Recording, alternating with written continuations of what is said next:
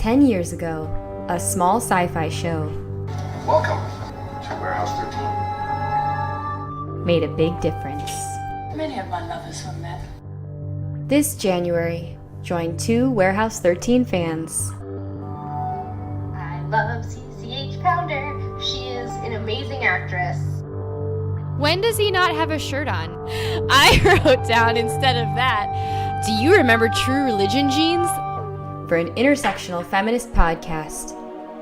Authors of color, and I'm an African American woman, noticed that there were very few characters of color in the genre.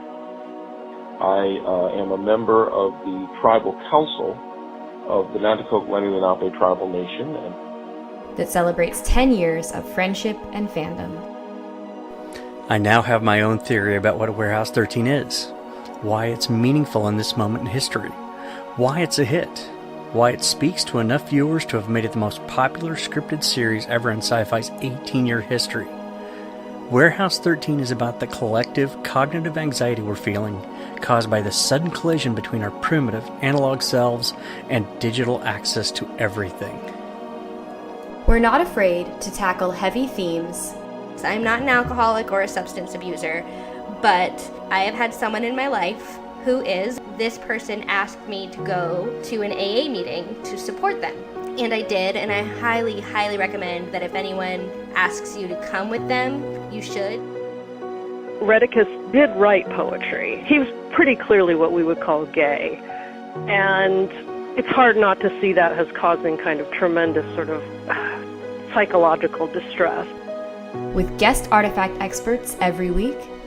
Anybody, I've done a bit of historical advising on TV, and you always get into those conversations about, well, we don't know. So if we don't know, what are the options? What can we do that might, represent something appropriate? That disco ball is covered with a bunch of tiny mirrors reflecting back into that bigger mirror.